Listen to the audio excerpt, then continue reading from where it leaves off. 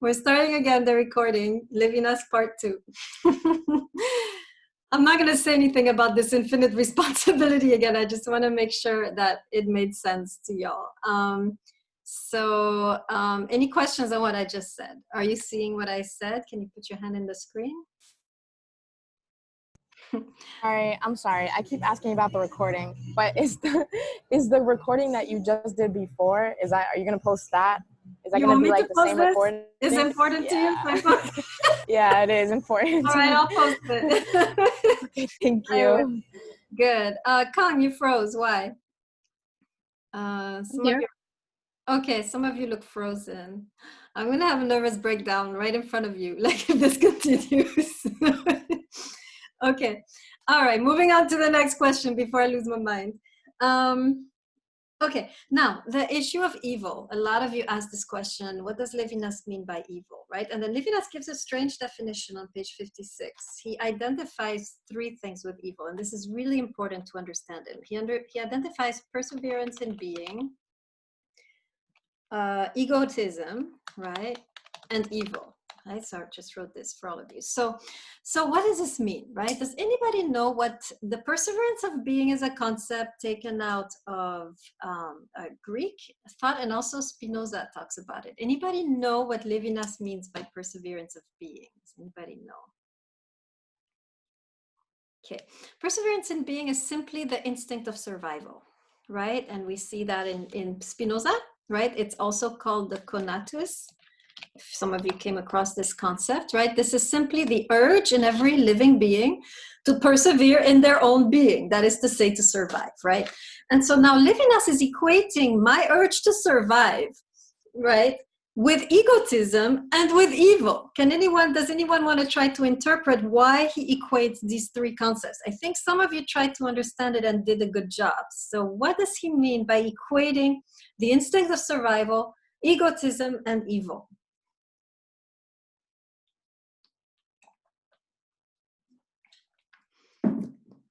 Okay, Allegre, go ahead. I'm gonna take a stab, honestly, because I don't quite know either. By preserving your own being, it's like saying that whenever like the other needs to be helped, I wouldn't respond to it because I'm only focused on myself. E.g. of the ego. Ego means of my own, of for myself and only for myself. That's it, right? Absolutely, you got it, Allegre, right? Anytime you're closed in on yourself and the only destiny that matters is your own, that for Levinas is a kind of prison. He talks about the captivity of the self, the prison of the self, and this for Levinas is the essence of evil. Any evil that we do always stems from a sense of there being only oneself and nobody else exists. If you look at any evil, whether it's rape or murder or cheating or stealing or wars or abominations, right? It's always coming from the same place, from a human being who has become closed off, right? That's what he calls evil. Anytime you're closed off and only containing yourself, and there is no permeability, no openness to the outside world, right? You are entering a state of evil, right? And anytime you're open and permeable and aware of what's going on, you are entering a state of good, right? So that, I think, does this clarify a little bit what he means by evil? You can put your hand in the screen if it does, otherwise no matter. I'll just plow on. Okay, reading assignment 10-26. I don't know who you are. Please put your name in the chat. I wasn't able to count it because there was no name. 10-26. Okay, Kim, you have a question? Or was that you? Yeah, I just have a quick question. So kind of going back to what you were saying, what about something like suicide? Would that be, I mean, that would originate from you being closed off. Is that evil as well?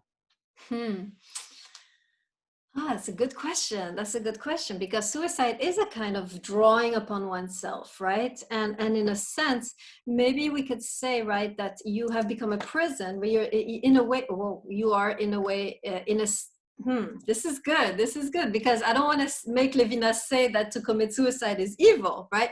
But the state you're in is certainly an evil state, in the sense that you have become closed off, right?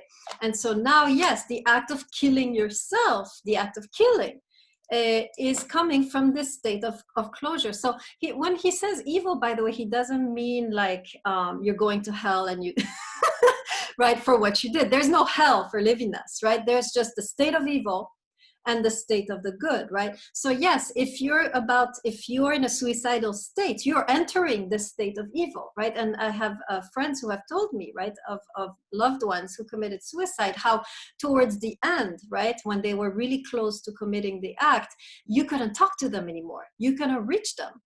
Right? They were completely closed off, right? And so they had entered already this state of evil, and the action then that occurs as a result of that, of course, is evil. Now, of course, this is not to judge anyone who commits suicide. It's an analysis, right, of the state they were in that made them commit this act. Does that make sense, Kim? Was that a humane answer?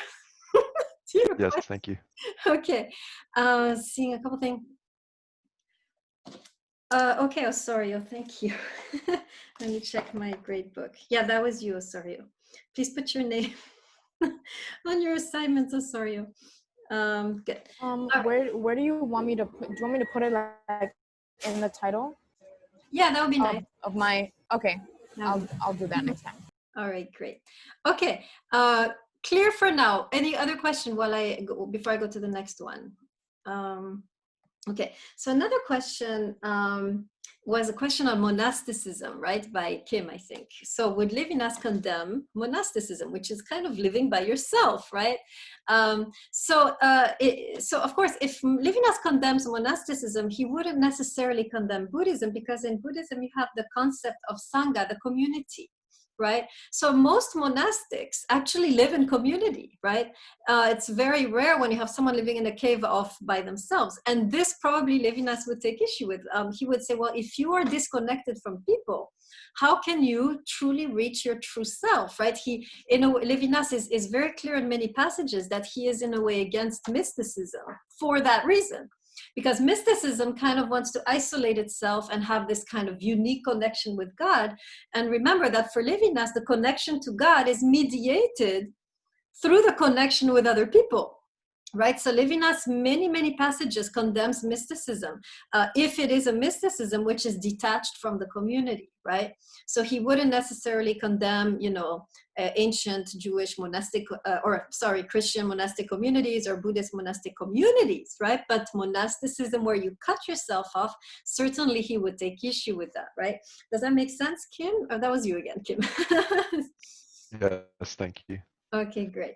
All right, let's get into the text. I hope I answered some of your questions. So let's get into the text about humanism this time. Humanism and anarchy, and we're going to learn a few words of vocabulary, right? Like anarchy. Some of you were complaining about that. So let me briefly explain what Levinas means, or what is meant by humanism, and how Levinas responds to this mindset and where he's going from there, right? So now I have like a half hour to do. There's not enough time to do this. Okay.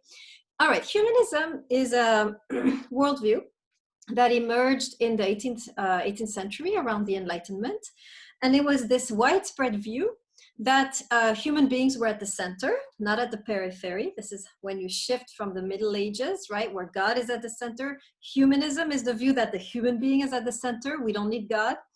And we can, through the use of our reason, we can resolve most of the problems that surround us, including the problem of our depraved human nature, right? In the Enlightenment era, there was the belief held by people like Hobbes and Kant that we could perfect our own humanity through the use of reason. We see that in the way that Kant is writing. He's hoping, right, to make us more aware of the voice of reason so that we can become more moral, more attuned to our moral sense, right? So there was really the genuine belief that we could progress as a humanity, that we can perfect ourselves as a civilization through the proper use of our reason. This is humanism, right? That the human spirit, right, can do this. We don't need some God or religion or scripture. Humanism is the new religion, where the human being is the new deity that can, right, resolve all issues. the superhero mentality in the States is coming from this. It's a kind of exacerbation, right, of the humanistic view that the human being is at the center and can resolve their own problem, right? So our superhero complex, right, is really born out of that mentality.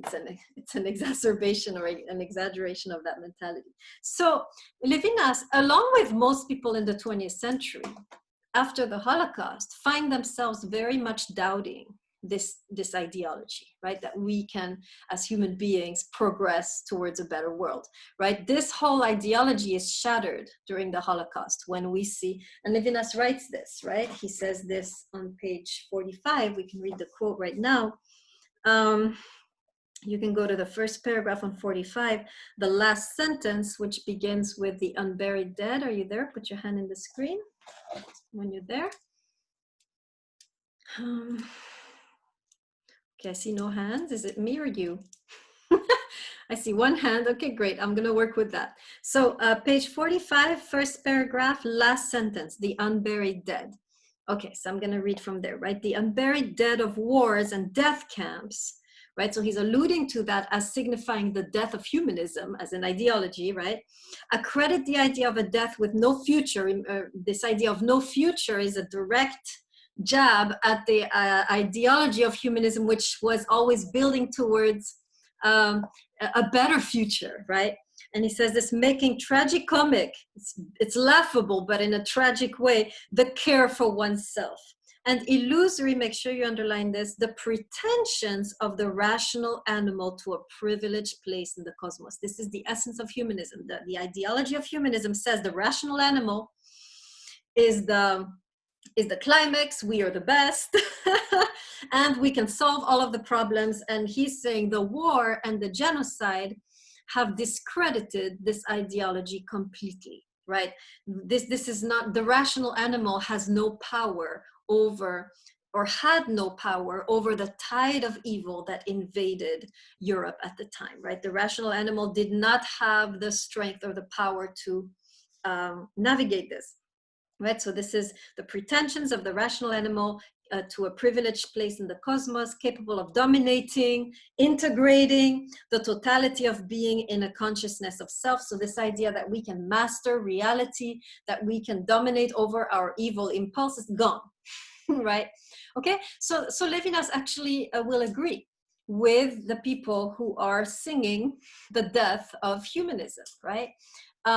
Everybody clear so far on what is humanism and why Levinas is now diagnosing humanism as dead? Everybody sees what I'm saying? You can put your hand in the screen and I'll wait. Okay, great. Okay, the rest of you are frozen. I see like 2 hands. I'm gonna work with those 2 hands today. Okay. So Levinas, however, is not going to sing. Oh, Cosmidis, you're confused. Please ask your question. Go ahead. I'm just confused.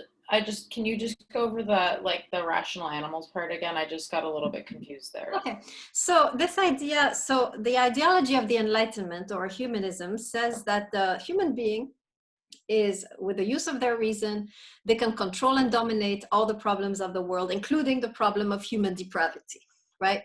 So rational animal is the concept that they are celebrating, right? They're saying, yes, we're like an animal, but we are a rational animal. By the way, this is a term used by Aristotle, right? So they're kind of bringing that to the surface, saying, this is, yeah, exactly, we're a rational animal, we're rational. And with our mind, we can control everything.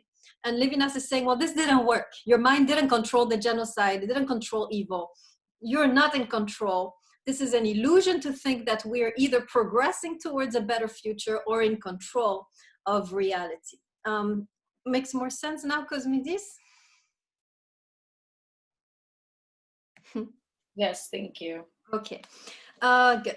So now Levinas, of course, unlike his contemporaries, right, who are saying that we have no control, we are swept away by forces that we do not control. By the way, one of the people saying this very loudly was Freud, right? That's why Levinas mentions what does he say here at the bottom? He says psychoanalysis, right, in the next paragraph. This is Freud, right, who said he's the one who explains this very, very subtly. He says, yeah, that's true. We're not in control. our unconscious is in control, right?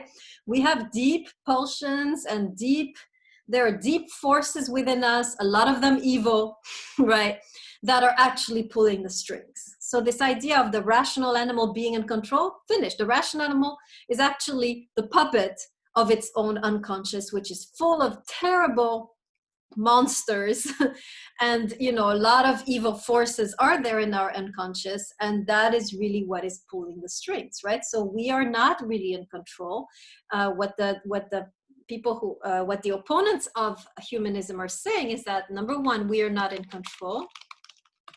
So that's number one. And number two, something else is in control, right?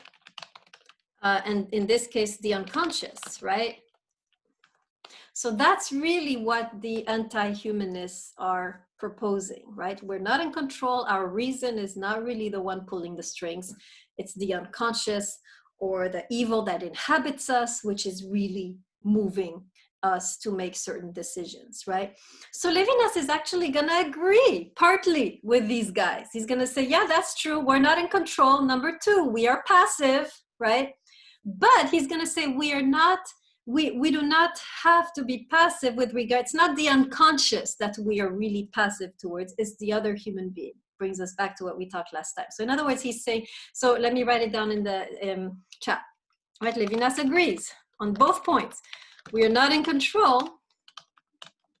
We are passive, right? Something else, right, is pulling the strings, right? But that's something else for Levinas, and this is where he parts ways, is not the unconscious, is the human other. It's the others around us. They are the ones who are, in a way, moving us, propelling us, influencing us in who we are as human beings, in who we become as human beings, right? Okay, so we talked a little bit about that last time. So now he himself now raises the issue. Well, does this not mean then that we are kind of like these in a form of servitude, right? He says this in the passage. Let me read it, right?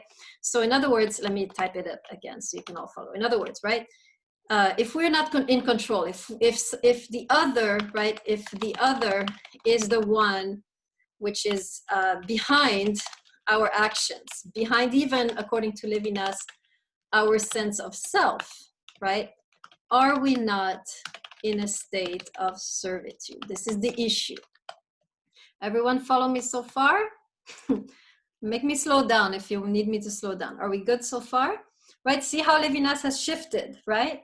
It's not that the unconscious is controlling us. Levinas is saying, no, it's the other human beings which should be or are actually at the origin of our self, right? But then, of course, there's the question that arises, well, what do you mean the other person is in the origin of myself? Does this mean I'm some kind of servitude? That's the protest. Cosmidis, I thought I saw a hand. Was I right? No, okay. Everybody with me? So maybe you were just raising your hand to be with me. Everybody with me so far? Are you following the path he's taking? Okay. I'm talking to two people in the class today. All right. So then we need to understand then what it means that the other is behind myself, right? My true self. And why, according to Levinas, this is not a state of servitude. That means to say I'm not just the servant or the victim of the other person, right? And for this, to understand the mechanics of this, we have to go back to Husserl, which we talked about last time with Hyletic and Noetic, but there's a new concept he brings in, which is the concept of, in German, Urimpression, or original impressions. So let's talk a little bit about that, because this will clarify in the Husserlian, this Husserlian concept will clarify what is happening and why we are not in a state of servitude. So let me tell the story first, and then we'll go in the text. So for Levinas, or Husserl, let's go back to Husserl. So for Husserl, remember what I said, we are hit by the impressions, that's a Hyletic, then we respond, that's the Noetic, We saw how Levinas transposes this to the encounter with the other. We're hit by the need of the other, their plea, their helplessness. It jolts us, it has an effect. And then we respond to it with our own body. We help. Okay, so that's, but deeper than this, there's something else which Husserl calls the original impression. And this is very interesting the way Husserl talks about it, because Levinas is going to jump on that, right? Basically what Husserl says is this. He says, before there can be even any consciousness, before you can even become conscious, you have to be hit by the impression. In other words, it is the impressions which awaken your consciousness. This is so interesting because Levinas is like this right now, right? He's like, oh my God, right? So what Husserl is saying is that there is no consciousness unless there is this first hit by the first impression. Original impression is the first impressions which cause you to open your eyes and then figure out what's going on. Let me give you an example. Suppose you're sleeping, right? You're sitting there and all of a sudden someone turns on the light. Only then do you awaken. Before you were sleeping, right? Or suppose you're walking down the street and, you know, you're just like, minding your own business, and all of a sudden, right, there is a huge car, right, goes right by you like this, and now something in you has awakened, something in you has become alert. Are you following how for Husserl, consciousness doesn't exist prior to the impression? It's the impression that makes you open your eyes, open your ears, think about it, calculate what's going on. Before the impression, there is no consciousness. Are we all clear on this Husserlian concept? Put your hand in the screen. This is very important. I'm a little confused on what you mean by impression. Okay, this is the sensations, right? So remember, there's two moments in the encounter with the world. There's the moment of the sensations, right, where you're hit with light, sound, texture, and so forth. The five senses. And then there is your response. Oh, this is that object, this is what this means, right? So what Husserl calls impression is simply the same thing. They're all synonymous. Impression is the same as sensation. And original impression is simply the original sensations, the first, right, original or first sensations which awaken consciousness, right? The first moment you're hit by that light or by that noise or by this fiber, boom, now you're awake and now you can see more things, but that was the first thing that got you awake. Am I good, Osorio? Are you? Yes. And then how does that differ from the previous understanding of consciousness? So, okay, great. So this is just same thing, but he's adding the nuance that there is no consciousness without sensation, right? Before we were just talking about the two moments of consciousness, but what Husserl now is saying more precisely is that there is actually no consciousness unless the world outside of it awakens it. So we're not going around like consciousness and then, oh, I see something. No, it's like we are nothing until we see something. Does that make sense? Osorio? Yes, it does. Okay, so now we can see the repercussions with Levinas, because what Husserl is saying is that we are nothing until the world hits us.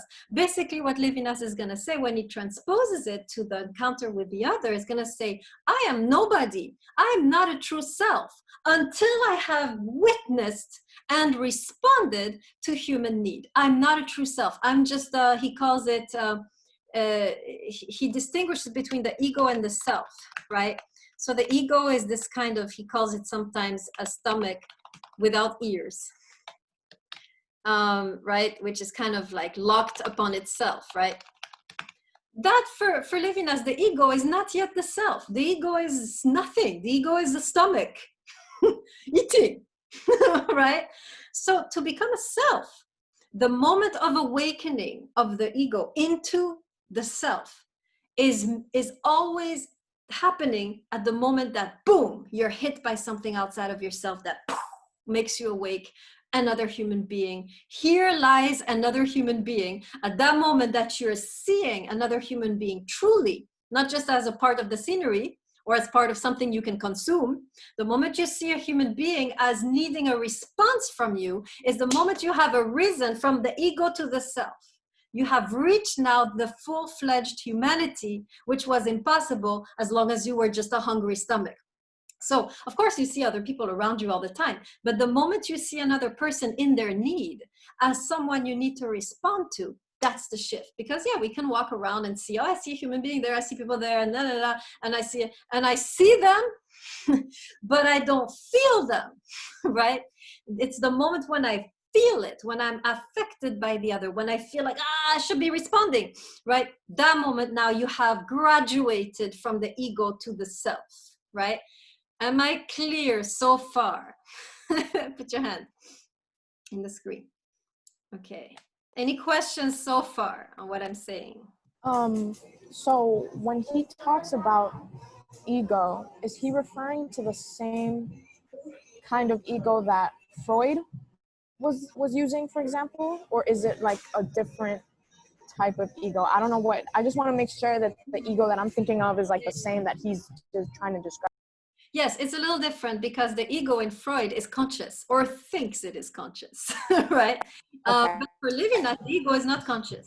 It's like the ego in Buddhism, right? The ego in Buddhism is like this. It's not enlightened. It's focused on itself. And once you've reached enlightenment, there is no ego anymore. Levinas would agree. He would say, yeah, there's no ego, but there is a self. It's very Jewish, right? There's still somebody there standing, right? He doesn't like this whole disintegration thing that goes on in Buddhism, but that's the idea.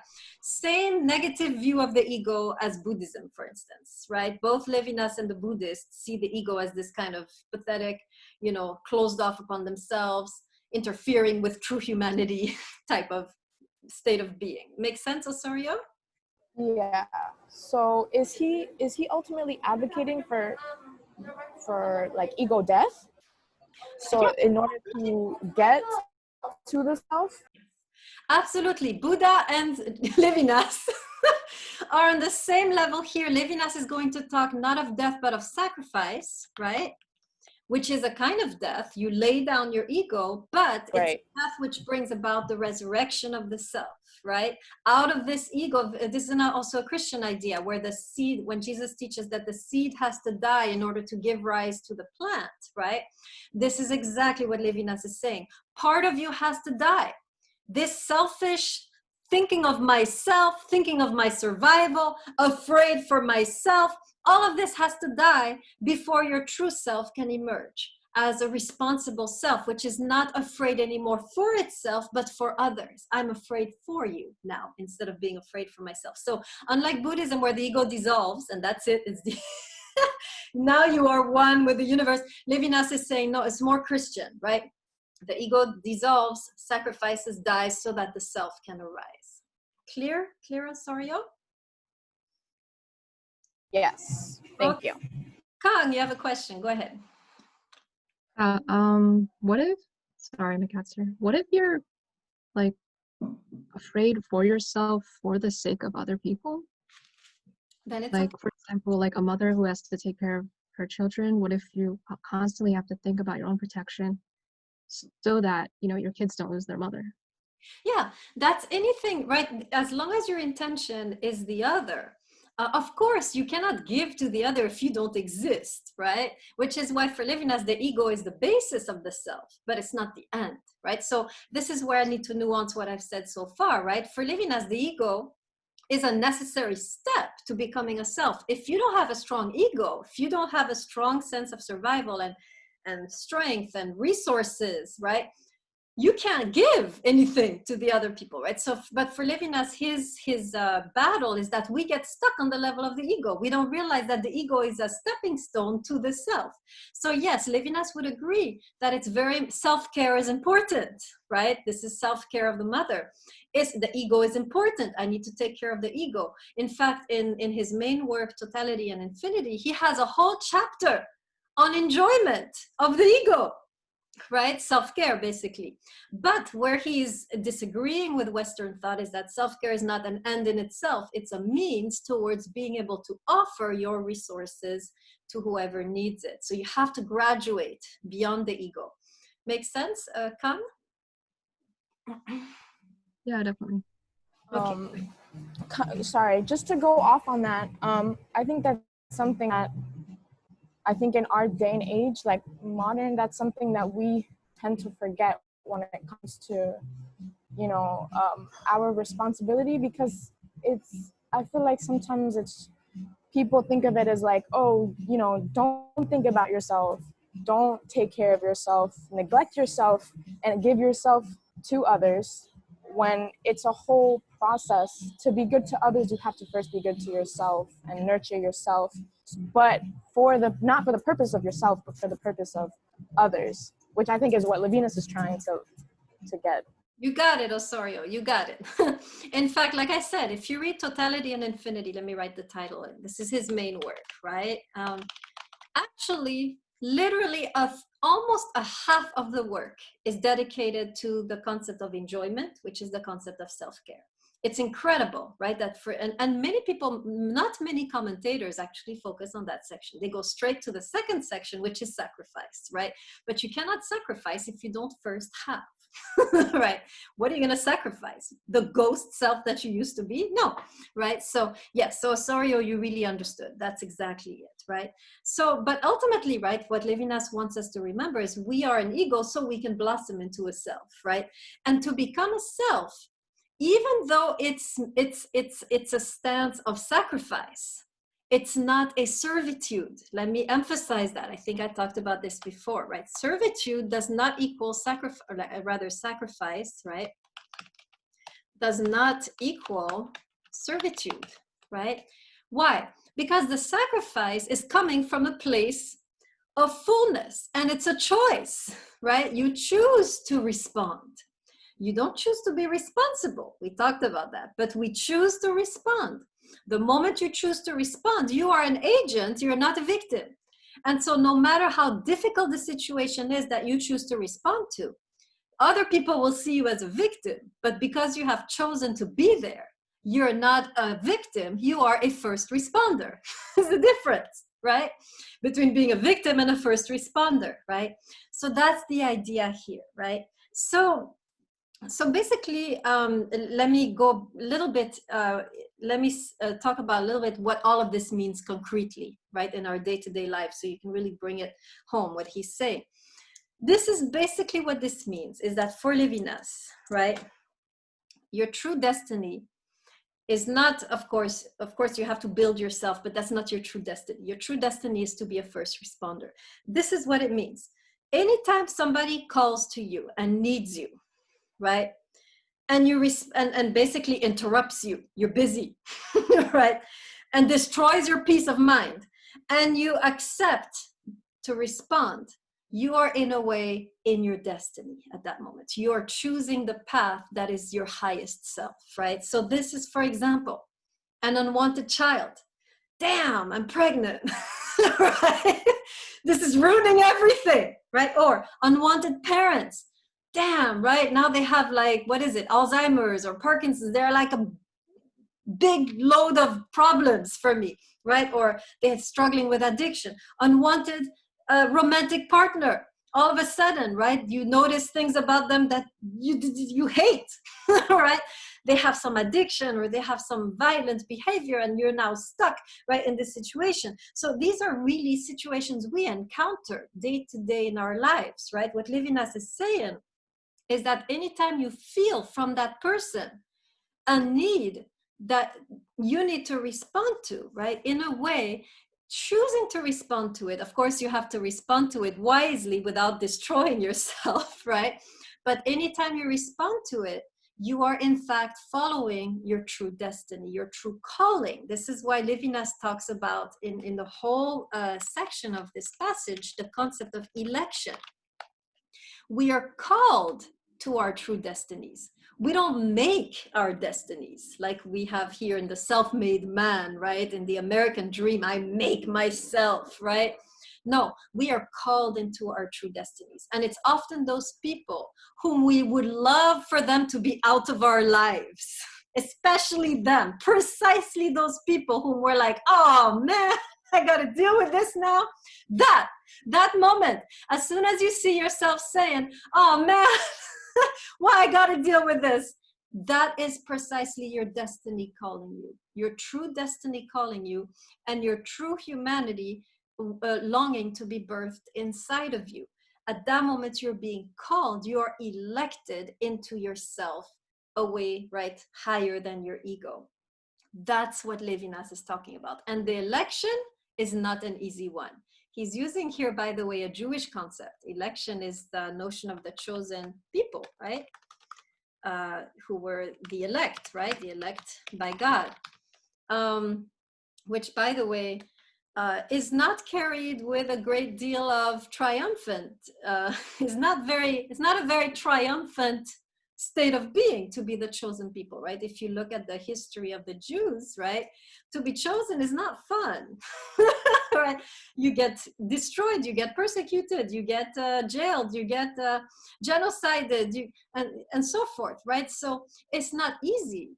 Our true calling is not an easy calling, right? But it is the only way to reach our true self, right? So precisely the unwanted people in your life are the ones who are electing you, calling you to your true destiny. This is such a hard pill to swallow.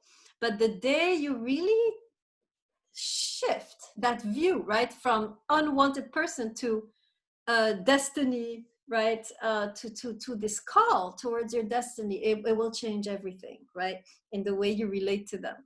Okay, any questions so far? Okay, I have a couple questions. Okay, Perez, go ahead. There's a quote by Frederick Douglass where he says, I think something like, with struggle comes progress, or something like that.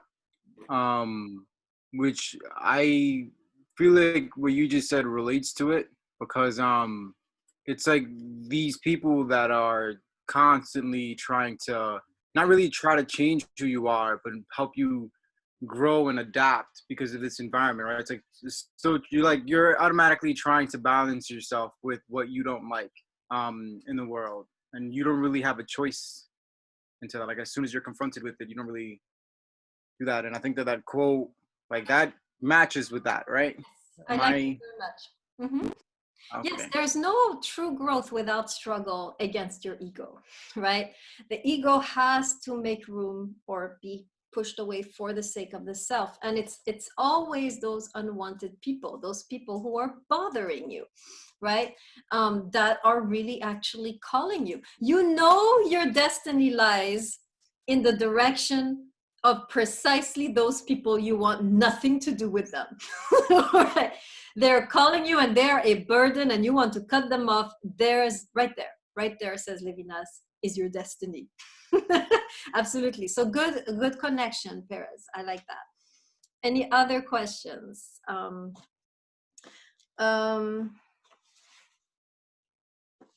Okay, so I'll conclude with, like Levinas, with this quote by where he praises Kant, right? I told you that Kant was very present in Levinas. The last page of this essay on page 57, this is a moment where he actually, second paragraph on 57, it's a very long sentence.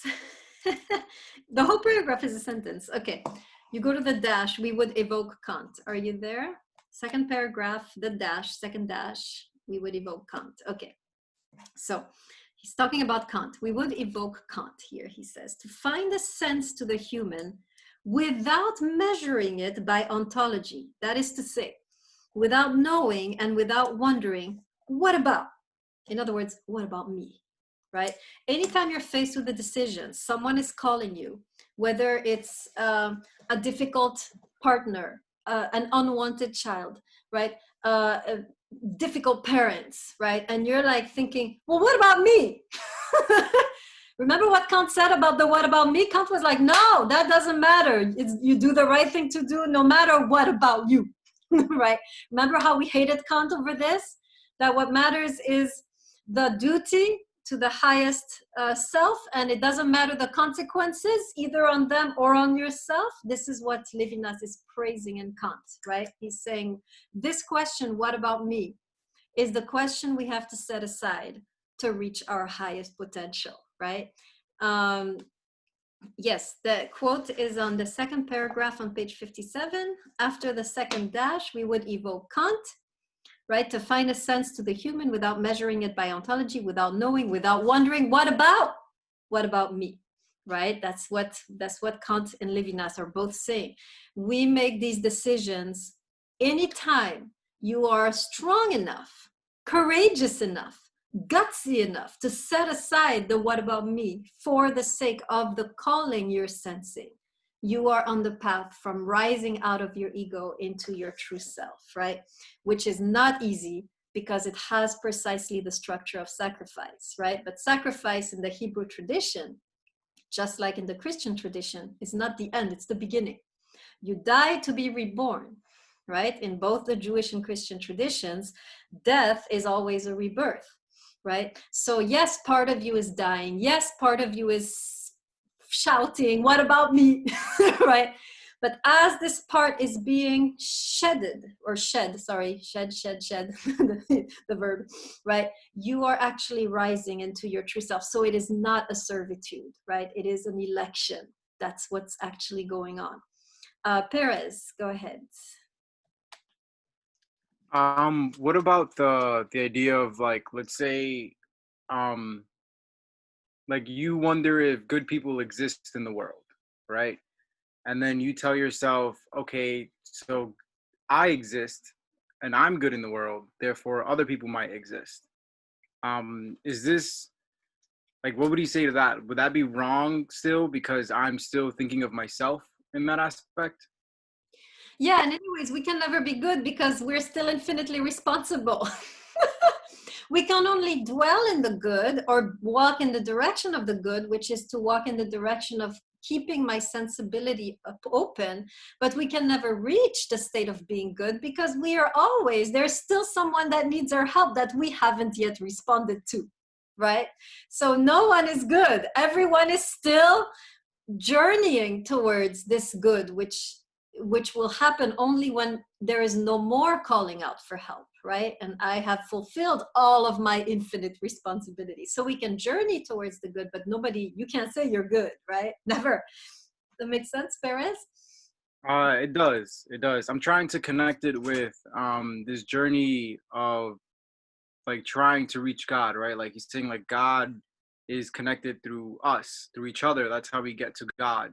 And God being, like, this higher level of, like, but I don't know if I would call it enlightenment or anything, but like this high level of obtainment that you want to go to spiritually, I think. And Oh yes, so sadly we're not doing texts on God, but let me summarize for you his view, right? God is actually not a high being, he's a low being for Levinas. In other words, God is to be found not on a throne in heaven or in a state of enlightenment. God is to be found in the lowest regions of the earth, in the people that need help the most. That is precisely where God is. And I'll tell you a story from the Jewish tradition which highlights this, right? There is a passage in the Talmud, which is one of the big Jewish commentaries, which says that when the Messiah comes, so the Messiah, for those who don't know, is the kind of redeemer of all of mankind, this kind of, almost divine figure, right? Supposed to save the world. So say when the Messiah comes, he will not be found in the temple of Jerusalem. He will be found outside among the lepers. Let me write this word down. Lepers. These are sick people with a very disgusting skin disease that eats them away, right? So when the Messiah comes, this king, this great redeemer, you will not find him up there in the temple, on the Temple Mount, right? So it's pointless to try to rebuild this temple, for the Messiah will be found outside among the colonies of lepers, right? So in the Jewish tradition, and Levinas is in a way channeling this, right? God is found in the oppressed. And when you respond to the oppressed, you are actually connecting to God. That is the only place for Levinas after the Holocaust where we can still find God. Make sense, Perez? it does. It does. Thank you. Yes, more on this. I teach exactly on Levinas. If some of you are interested, Levinas's views on God, I teach it in my 116. So if you check out, at the end of the semester, I'll have it up, right? My 116 class on Levinas, right? So PHIL 116, you look in the YouTube, my channel, you look at the section on Levinas, both, I'm doing a text there where he's actually precisely talking about how to encounter God after the Holocaust. And this is in essence what he's saying, right? So you guys can take a look if you want to go deeper on Levinas to those 2 lectures on Levinas in my 116. Okay, any last questions? Okay, great. All right, so I'm gonna stop the recording.